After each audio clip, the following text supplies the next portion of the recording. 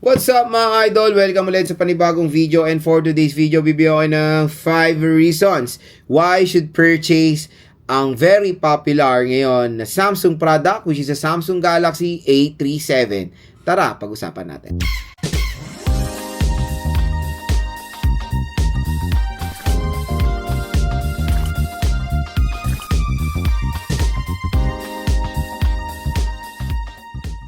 So yun mga idol, this is a perfect time bumili ng Samsung Galaxy A37. Lods, bakit? Ano bang meron? Aba, hindi nyo ba alam? Sale ngayon to. Ang laki po na makukuha yung discount. Syempre, dito lang yan sa online, sa official store po ni Samsung. Dito sa ating product link. So, dito sa buong video natin, ilalagay ko po yung link ng Samsung Galaxy A37 para sa mga consumers natin na interested bumili na itong smartphone na to. As you can see, wala pa rin tayong product kasi hindi ko talaga sila binili literal nung release. Dahil alam ko yan, sinabi ko na rin yan sa first impre ko na hintayin nyo mag-sale, dun nyo bilhin. And ito na po, this is a perfect time to purchase the Samsung Galaxy A37 dahil ang laki nung discount. Almost 50% ang discount na pwede nyo makuha dito sa device na to ngayong sale season na 6.6 and 7.7. Umorder na ako niya para ma-flexan natin yung ating actual unit, ma-unbox na natin, mapakita natin sa mga consumers natin. Bumili na tayo niyan ngayon na perfect na ang kanyang presyo. Pero magkano nga muna ba ang A37? Ang SRP kasi nito mga idol, medyo malayo nga sa katotohanan kasi siya yung pumalit sa SRP ng A56. Ang SRP neto for the 8GB 128 is 26,000 pesos and for the 8GB 256 is 28,000 pesos. Quick reminder lang, yan po yung possible price na pwede nyo makuha sa offline stores or sa mall. I know nagbibigay sila ng mga promo price or sale discount sa mga malls pero hindi ganito kalala, hindi lalae no. Pero hindi ganoon kababa dito sa ating online. Piruin mo ito malupit. Pwede nyo makuha ng 13,000 pesos ang A37. Pero pag galing pa kayo dito sa ating video, pwede nyo ito makuha at a possible below price na 10,500 pesos. Dahil galing kayo sa video natin, makakuha kayo ng discount na 1 to 2,000 pesos off. Sabihin na natin 10 to 13,000 pesos at a possible below price na 8GB 128 from its SRP na 26. Hindi nga almost 50. I think na to parang beyond 50% off na nga, 'di ba? So from 26 to 10 to 13,000 pesos, 'di ba? Napakalaki ng discount. Ito na yung time again. Huwag na kayo magdalawang isip pa. Ginawa ko tong video na to para sa inyo, para makapag-generate ng discount voucher sa mga consumers natin. Yan naman din ang purpose ng mga videos natin, makatulong sa consumers natin bumili ng napakagandang deal na smartphone. Kasi to be honest, pag bibili kayo sa offline stores, medyo mataas po ang mga presyo.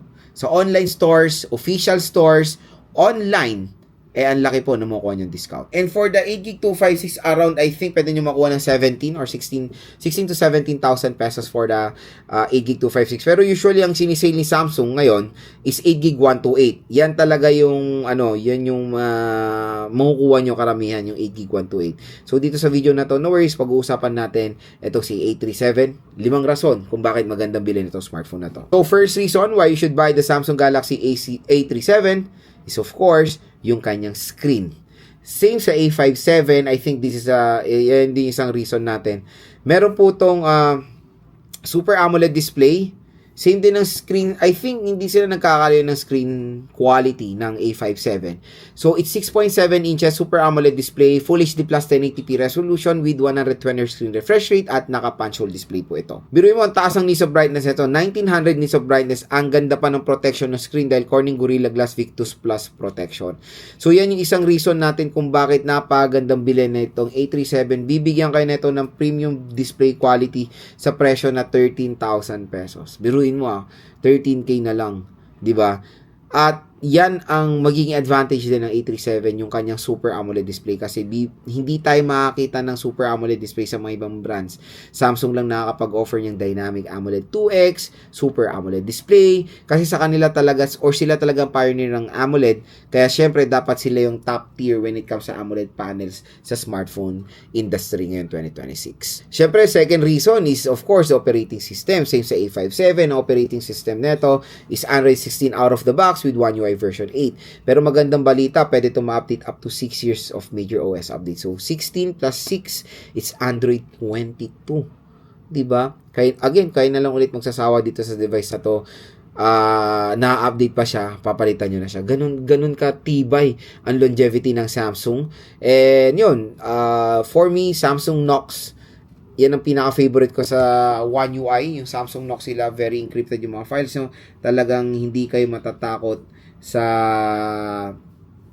paglagay ng mga sensitive files or mga mga tawag dito, yung mga bank documents, dahil dito kumbaga secured dahil sa Samsung Knox. Third reason why I should buy this device is yung kanyang camera. Sa presyo na 13,000, ito lang din yung legit na meron triple rear camera system, or bihira lang tayo makakita ngayon ng triple rear camera na legit lahat gumagana. So ito is main, 50 megapixel main, 8 megapixel ultra-wide camera, and a 5 megapixel macro lens. So, lahat po ng lente na yan gumagana sa A37, and legit po yan na camera. Kasi iba, sabihin triple, dual, pero in reality, yung pangalawang camera is aux lens, depth sensor, mga ganun na useless, diba? Pero dito sa Samsung, lahat po useful yung kanyang camera. Meron din siyang optical image stabilization, 4K video recording sa rear at front-facing camera, and even the front-facing camera malinaw din dahil 12 megapixel siya.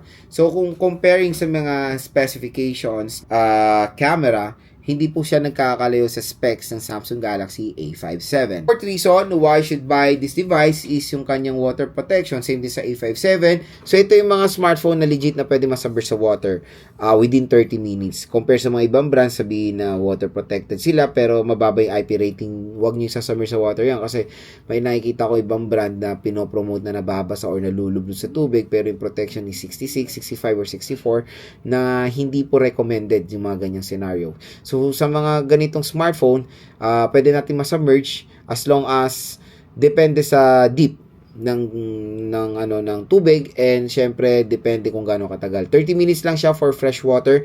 Pwede rin naman siya magamit for swimming pool or sa swimming pool, pero hindi po ganoon katagal. Huwag niyo siyang ibababad sa swimming pool dahil may chlorine ang swimming pool at there's a tendency na magko-corrode yan pag sobrang tagal yung binabad yan. For example kasi, ang water protection ng IP67 is 30 minutes within 30 minutes. Kung 30 minutes yung nilublob sa pool, there's a tendency masisira yan. So, kung sa pool nyo gamitin nyo lang siya for underwater shot kasi pag underwater shot, di mo naman ibababa, di ba? Underwater shot, tanggal. Ganun ang gawin nyo. Hindi po masisira ang smartphone nyo as long as very familiar kayo sa IP rating. Yung mga pag-shoot ko sa swimming pool, ang tagal ko nang ginagawa yan since sa iPhone 7. Hindi naman nasisira ang smartphone ko. Basta alam ko yung limitation ng protection. Kasi marami yung nakikita sa comment, ba't mo nilulublob? May chlorine yan. Again, pwede naman, basta alam mo yung limitation. Ulitin ko, basta alam nyo yung limitation. And final reason why I should purchase the Samsung Galaxy A37 is the processor. I know maraming may ayaw sa Exynos. Pero ngayon, yung Exynos 1480, okay naman yan na processor. Kung mapakikita nyo maliit yan, it's 4 nanometer, meaning power efficient. Mataas yung clock speed is 2.7 GHz. And Eclipse GPU, several times na rin naman na-try yan natin, including sa A56. And so far, so good naman ang performance niya. Hindi ko siya, pwede naman siya for, AAA games. Ma-handle niya, no worries. And I think for this kind of smartphone, yung Exynos, may bubuga naman ang processor niyan. Give it a chance. Kasi ang dami pong may ayaw sa Exynos. I don't know why. Ako, several times ko na na-try ang Exynos and so far, so good din naman ang performance yan. Marami nagsabi, mas mabilis silang uminit. Pero no worries, meron din naman mga protection. Yung Samsung Galaxy A57. May mga cooling, naman yan. May mga cooling features din naman yan na, kumbaga, may issue heat ng chipset.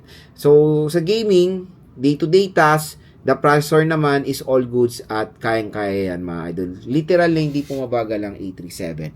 Pero ito ang question, Lods, kung kukunin ko ba 8GB 128, sulit po ba? Again, kung makikita mo comparing sa SRP niya 26, ngayon 10 to 30, sulit talaga.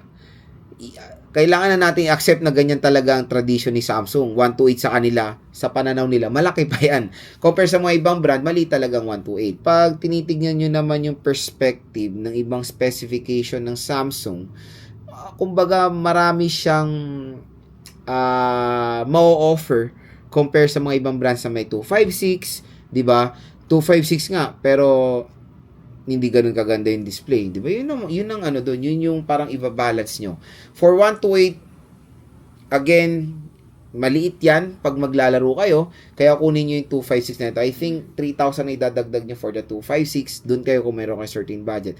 Kung 128 lang talaga kaya nyo, kaya naman yan. It can do the job naman. Pero kung gaming talaga, mababa po ang 128GB. So, ayan mga idol binili ko na yung A37. Abangan nyo na lang yung ating unboxing.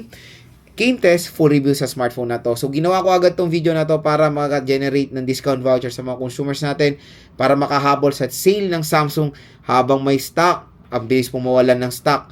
Bumili na kayo ng Samsung Galaxy A37.